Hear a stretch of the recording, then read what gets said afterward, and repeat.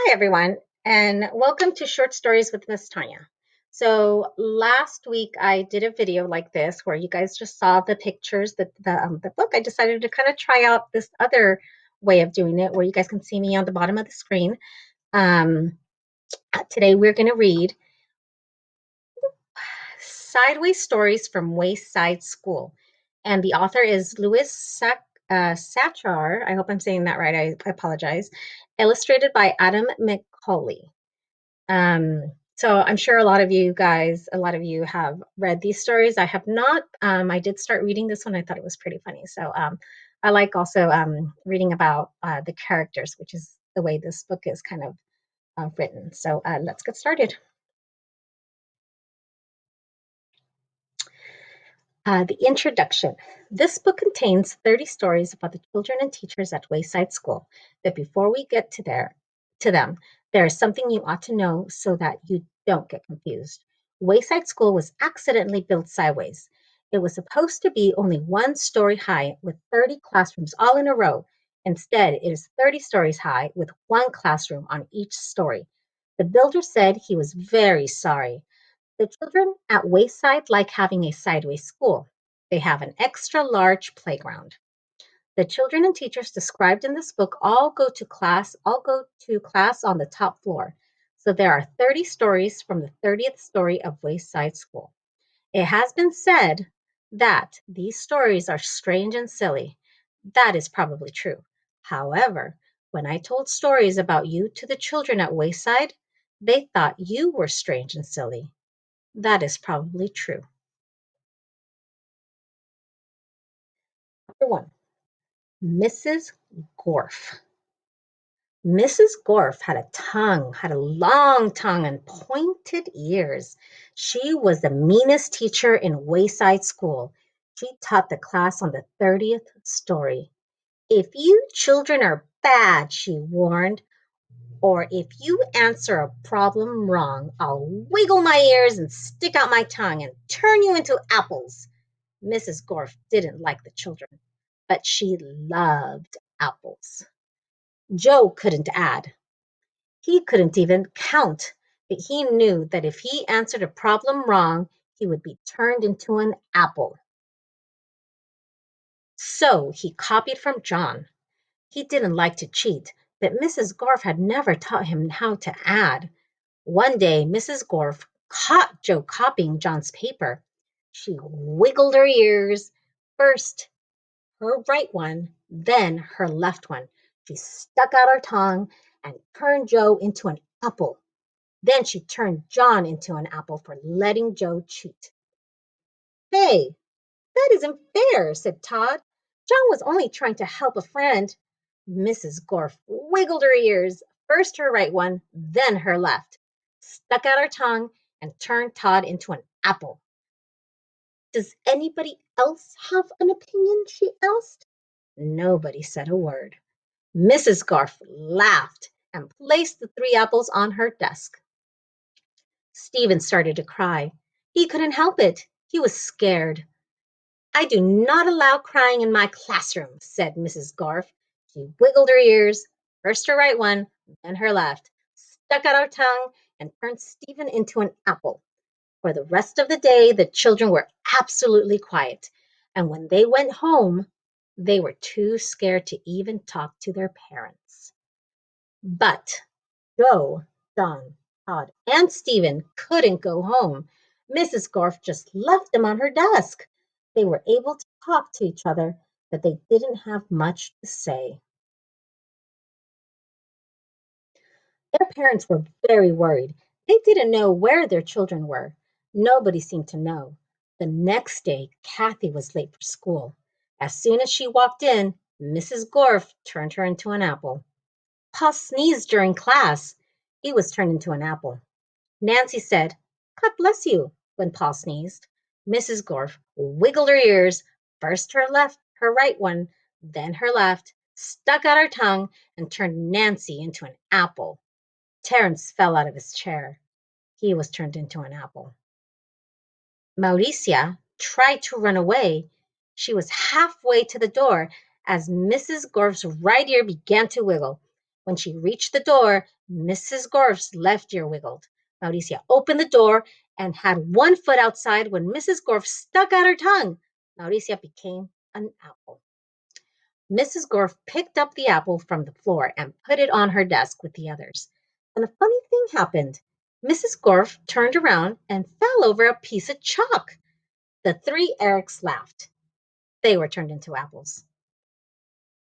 Mrs. Gorf had a dozen apples on her desk. Joe, John, Todd, Stephen, Kathy, Paul, Nancy, Terrence, Mauricia, and the three Erics, Eric Fry, Eric Bacon, and Eric Ovens. Louis, the yard teacher, walked into the classroom. He had missed the children at recess. He had heard that Mrs. Gorf was a mean teacher, so he came up to investigate. He saw the 12 apples on Mrs. Gorf's desk. I must be wrong, he said. She must be a good teacher if so many children bring her apples. He walked back down to the playground. The next day, a dozen more children were turned into apples. Louis, the yard teacher, came back into the room. He saw 24 apples on Mrs. Gorf's desk. There were only 3 children left in the classroom. She must be the best teacher in the world, he thought. By the end of the week, all the children were apples. Mrs. Gorf was very happy. Now I can go home, she said. I don't have to teach anymore. I won't have to walk up 30 flights of stairs ever again. You're not going anywhere, shouted Todd. He jumped off the desk and popped Mrs. Gorf on the nose. The rest of the apples followed. Mrs. Gorf fell on the floor. The apples jumped all over her. Stop, she shouted, or I'll turn you into applesauce. But the apples didn't stop, and Mrs. Gorf could do nothing about it. Turn us back into children, Todd demanded. Mrs. Garf had no choice. She stuck out her tongue, wiggled her ears, this time her left one first, then her right, and then turned the apples back into children. All right, said Mauricia, let's get Louis. He'll know what to do. No, screamed Mrs. Garf, I'll turn you back into apples. She wiggled her ears, first her right one, then her left, and stuck out her tongue. But Jenny held up a mirror. Mrs. Gorf turned herself into an apple. The children didn't know what to do. They didn't have a teacher. Even though Mrs. Gorf was mean, they didn't think it was right to leave her as an apple. But none of them knew how to wiggle their ears. Louis, the yard teacher, walked in. Where's Mrs. Gorf? Nobody said a word. Boy, am I hungry, said Louis. I don't think Mrs. Gorf would mind if I ate this apple. After all, she always has so many. He picked up the apple, which was really Mrs. Gorf, shined it up on his shirt, and ate it. There she went. What are you going to do? Okay, chapter 2, Mrs. Jules. She looks like a much nicer teacher, but who knows? Mrs. Jules had a terribly nice face. She stood at the bottom of Wayside School and looked up. She was supposed to teach the class on the 30th story. The children on the 30th story were scared. They had never told anybody what happened with Mrs. Gorf. They hadn't had a teacher for 3 days. They were afraid of what their new teacher would be like. They had heard she'd be a terribly nice teacher. They had never had a nice teacher. They were terribly afraid of nice teachers. Mrs. Jewell walked up the winding, creaking staircase to the 30th story. She was also afraid. She was afraid of the children. She had heard that they would be horribly cute children. She had never taught cute children. She was horribly afraid of cute children. She opened the door to the classroom. She was terribly nice.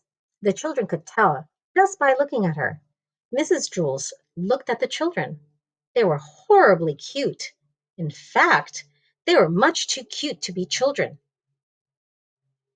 I don't believe it, said Mrs. Jules. It's a room full of monkeys. The children looked at each other. They didn't see any monkeys. This is ridiculous, said Mrs. Jules. Just ridiculous. I walked all the way up 30 flights of stairs for nothing but a class of monkeys. What do they think I am? I'm a teacher, not a zookeeper. The children looked at her. They didn't know what to say.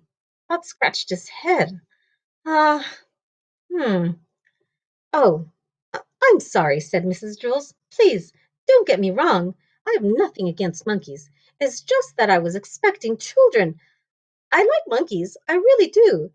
Why, I'm sure we can play all kinds of monkey games. Uh, what are you talking about? Asked Todd. Mrs. Jules nearly fell off her chair. Well, what do you think? What do you know? A talking monkey. Tomorrow I'll bring you a banana. My name is Todd, said Todd. The children were flabbergasted. They all raised their hands. Uh, I'm sorry, said Mrs. Jules, but I don't have enough bananas for all of you. I didn't expect this. Next week I'll bring in a whole bushel. Uh, I don't want a banana, said Calvin. I'm not a monkey. Would you like a peanut? Asked Mrs. Jules. I think I might have a bag of peanuts in my purse. Wait a second. Yes, here it is. Uh, thanks, said Calvin. Calvin liked peanuts. Allison stood up. I'm not a monkey, she said. I'm a girl. My name is Allison, and so is everybody else. Mrs. Jules was shocked. Do you mean to tell me that every monkey in here is named Allison? No, said Jenny. She means we're all children. My name is Jenny. No, said Mrs. Jules. You're much too cute to be children. Jason raised his hand. Yes, said Mrs. Jules, the chimpanzee in the red shirt. Uh, my name is Jason, said Jason, and I'm not a chimpanzee. You're too small to be a gorilla, said Mrs. Jules. I'm a boy, said Jason. You're a monkey. You're not a monkey, asked Mrs. Jules. No, said Jason. And the rest of the class, they're not monkeys either? Asked Mrs. Jules. No, said Allison. That is what we've been trying to tell you. Are you sure? Asked Mrs. Jules. We'd know if we were monkeys, wouldn't we? Asked Calvin. I don't know, said Mrs. Jules. Do monkeys know that they are monkeys? I don't know, Allison said. I'm not a monkey. No, I suppose you're not, said Mrs. Jules. Okay, in that case, we have a lot of work to do. Reading, writing, subtraction, addition, spelling. Everybody, take out a piece of paper. We will have a test now. Jason tapped Tad on the shoulder. He said, Do you want to know something? I liked it better when she thought we were monkeys. I know, said Todd. I guess now it means she won't bring me a banana. There will be no more talking in class, said Mrs. Jules. She wrote Todd's name on the blackboard under the word discipline. Chapter 3. Joe. Joe had curly hair, but he didn't know how much hair he had. He couldn't count that high. In fact, he couldn't count at all. When all the children went to recess, Mrs. Jules told Joe to wait inside.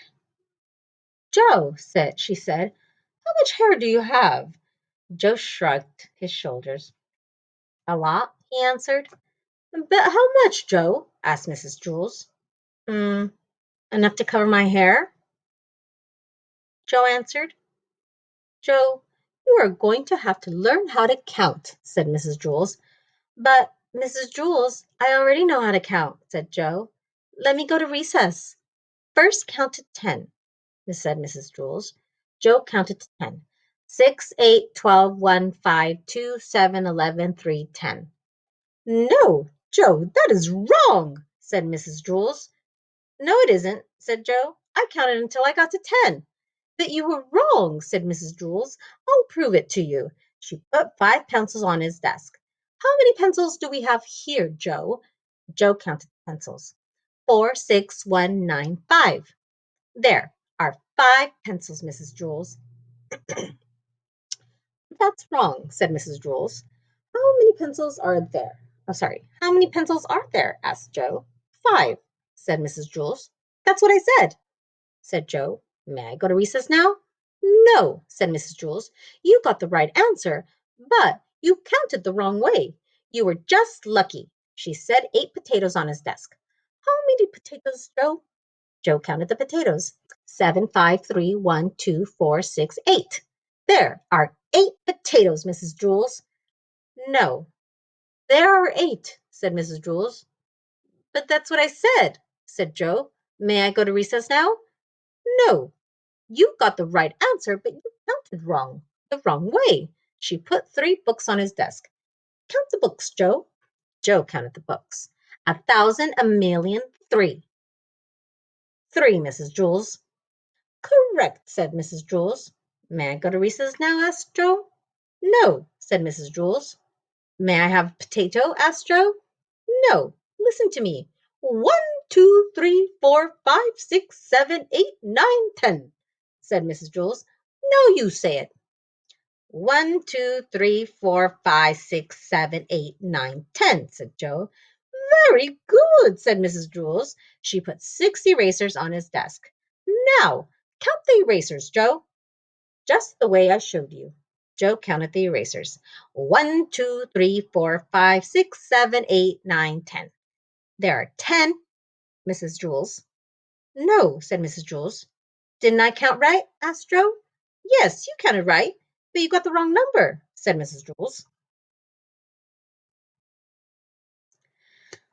This doesn't make sense, said Joe. When I count the wrong way, I get the right answer. And when I count the wrong way, I get the right answer. And when I count the right way, I get the wrong answer. Mrs. Jules hit her head against the wall 5 times. How many times did I hit my head against the wall? She asked. 1, 2, 3, 4, 5, 6, 7, 8, 9, 10. You hit your head against the wall 10 times, said Joe. No, said Mrs. Jules. 4, 6, 1, 9, 5. You hit your head 5 times, said Joe. Mrs. Jules shook her head. No, and said, "Uh, Yes, that is right." The bell rang and all the children came back from recess. The fresh air had made them very excited and they were laughing and shouting. Oh, darn, said Joe. No, I missed recess. Hey, Joe, where were you? Asked John. You missed a great game of kickball. I kicked a home run, said Joe. What was wrong with you, Joe? Asked Joey. Nothing, said Joe. Mrs. Jules was just trying to teach me how to count. Joey laughed. You mean you don't know how to count? Counting is easy, said Mauricia. Now, said Mrs. Jules. What's easy for you may not be easy for Joe, and what's easy for Joe may not be easy for you. Nothing's easy for Joe, said Mauricia. He's stupid.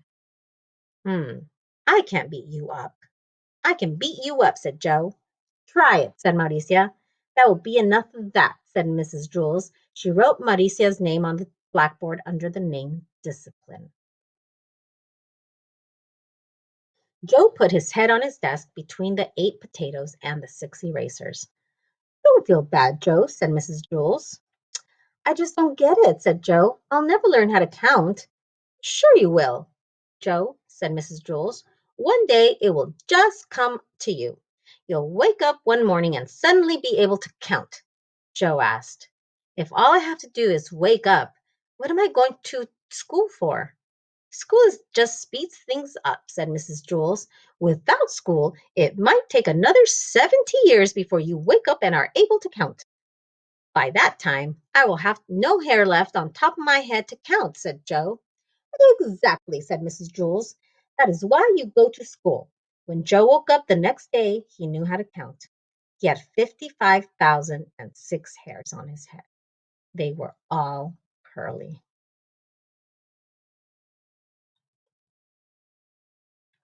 All right, we are going to do one more chapter, and this one's about Sherry. She looks like a snoozer. Sherry had long eyelashes. She weighed only 49 pounds. She always wore a big red and blue overcoat with a hood. The overcoat weighed 35 pounds. The red part weighed 15 pounds. The blue part weighed 15 pounds. And the hood weighed 5 pounds. Her lashes weighed a pound and a half. She sat next to the window in Mrs. Jules' class. She spent a lot of time just staring out the window. Mrs. Jules didn't mind. Mrs. Jules said that a lot of people learn best when they stare out the window. Sherry often fell asleep in class. Mrs. Jules didn't mind that either. She said that a lot of people do their best learning when they are asleep. Sherry spent all of her time either looking out the window or sleeping. Mrs. Jules thought she was the best student in the class. One afternoon, it was very hot. All the windows were open, yet Sherry still wore her red and blue overcoat. The heat made her very tired. Mrs. Jules was teaching arithmetic. Sherry pulled the hood up over her face, buried herself in the coat, and went to sleep. Mrs. Jules, said Kathy, Sherry's asleep. That's good, said Mrs. Jules. She must be learning. Mrs. Jules continued with her lesson. Sherry began to snore. Mrs. Jules, Sherry's snoring, said Kathy. Yes, I can hear her, said Mrs. Jules. She must be learning an awful lot today. I wish the rest of you could be like her. Sherry began to toss and turn. She flopped over on top of her desk and then rolled over on top of Kathy's desk. Then she rolled back the other way. Kathy screamed. Sherry, oh, sorry. Sherry rolled out the window. She was still sound asleep. As you know, Mrs. Jewell's class was on the 30th story of Wayside School, so Sherry had a long way to go. After she had fallen 10 stories, Sherry woke up. She looked around. She was confused. She wasn't in Mrs. Jewell's class, and she wasn't at home in bed. She couldn't figure out where she was. She yawned, pulled the hood back over her eyes, and went back to sleep. By that time, she had fallen another 10 stories. Wayside School had an exceptionally large playground. Lewis, the yard teacher, was way over on the other side of it when he happened to see Sherry fall out the window. He ducked under the volleyball net, hurled past the kickball field, hopped over the hopscotch court, climbed through the monkey bars, sped across the grass, and caught Sherry just before she hit the ground. Then people in Mrs. Jewell's class cheered. Yay! Sherry woke up in Lewis's arms. Darn it, Lewis, she said. What did you go and wake me up for? I'm sorry, Sherry, said Lewis. I'm sorry, repeated Sherry. Is that all you can say? I was having a wonderful dream until you woke me up. You're always bothering me, Lewis. I can't stand it. She laughed and hugged him around the neck. Lewis carried her back 30 flights of stairs to Mrs. Jewell's room. That evening, when Sherry went to bed, she was unable to fall asleep. She was just tired. We're going to stop there for now. I think it might be more than 2 videos, but I'm going to look through it and make sure that I have it all set for you guys. I thought these are pretty cute stories. I'm liking them so far. I hope you are too. And join me next time for part 2 of short stories with Miss Tanya. All right, I'll see you guys later. Bye for now.